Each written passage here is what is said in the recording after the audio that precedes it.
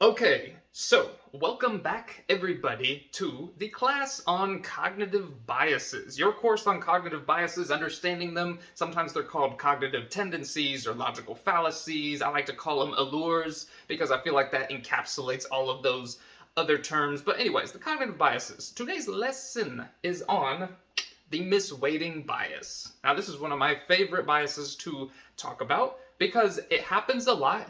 And if you're able to find out that that is happening, or you are a victim, so to speak, of the misweighting bias, if you're able to find that out, like make your situation to where you see things the way they are and not put emphasis on one thing that's not as important as another, your life will probably change in just a couple of weeks for the better.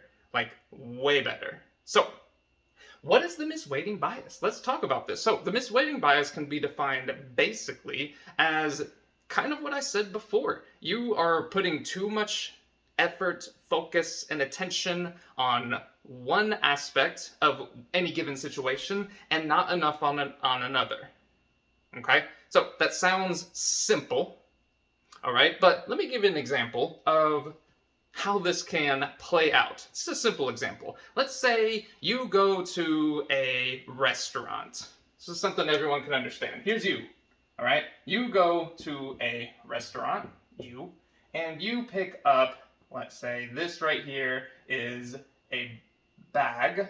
Hold on, draw it better than that. So let's say you have a bag of food right here, and it has a little handle.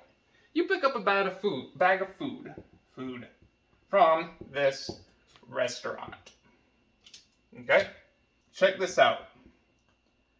You probably, if not you have done this before, you've probably seen people who have done this. Now, how can you misweight in this situation? Well, when you're going up to pick up your bag of food, and let's say your bag of food costs you $50. Right? Let's say that you got in there, I don't know, let's say you went out to a Mexican joint, right? And you got you some enchiladas, some tacos, maybe you got you some, I don't know, some taquitos or whatever kind of food that you like there, fajitas, and it totaled to $50. Check this out. What a lot of people do in this situation is they get their food and they ask the restaurant or whoever it is that hands them their food, hey, did y'all remember to give me my free chips and salsa? All right, so it's right up here. Food. Your order equals $50. That's the cost of your food. Chips and salsa, guess how much that cost, man? $0. $0. And you've seen people do this before. It sounds silly, but a lot of these examples will be a little silly, but they're true also. The sillier they are and still end up being true, the more likely you are to remember this. So, misweighting bias. You go in for your $50 of food.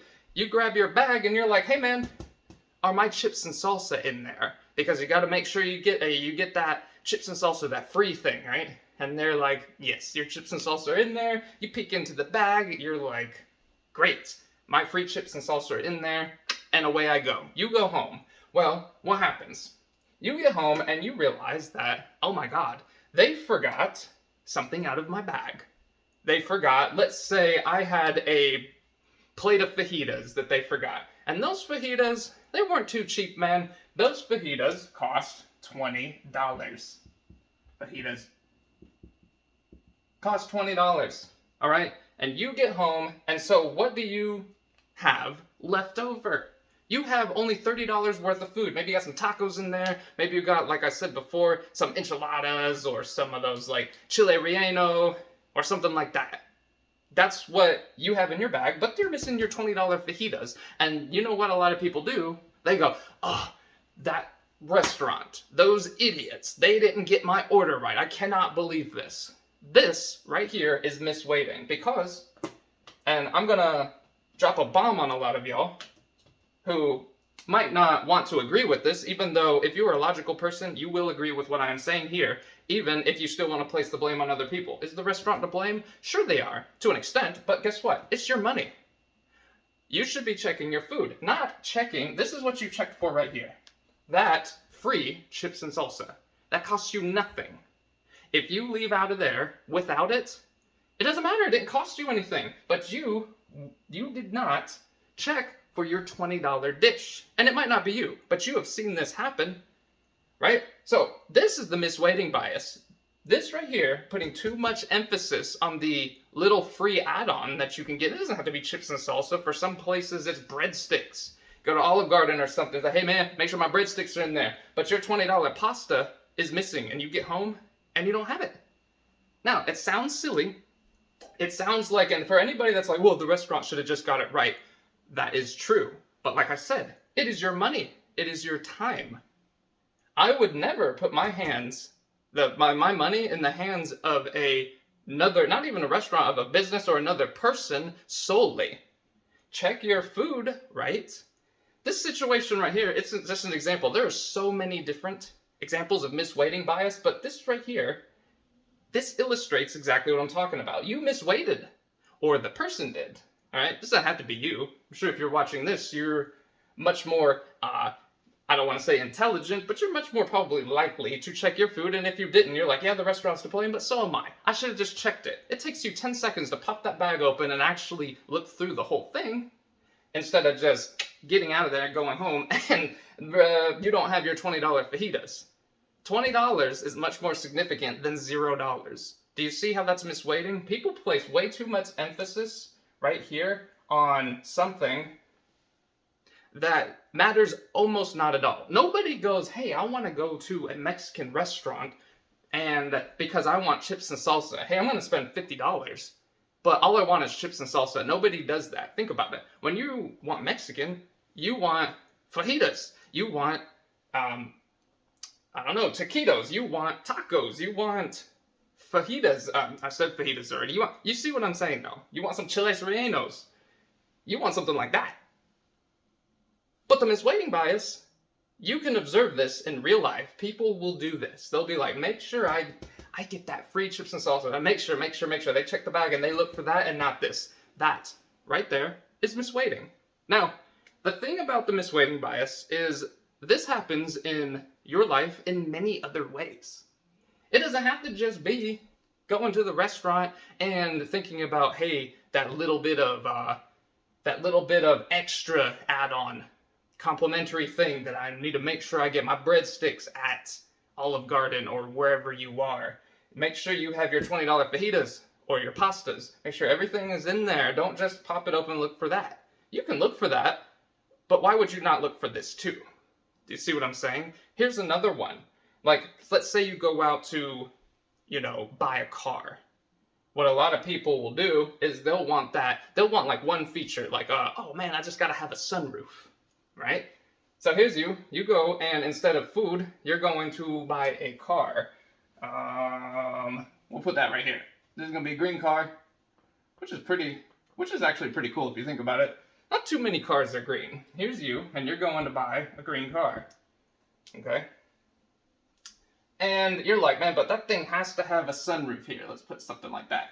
So it kind of looks like a sunroof. You're like, it has to have that. But guess what the cost of a sunroof is? Let's put SR, sunroof. Cost of a sunroof, maybe $900. Depending on a lot of things. Depending on the car, it could be $3,000. But here's what they do.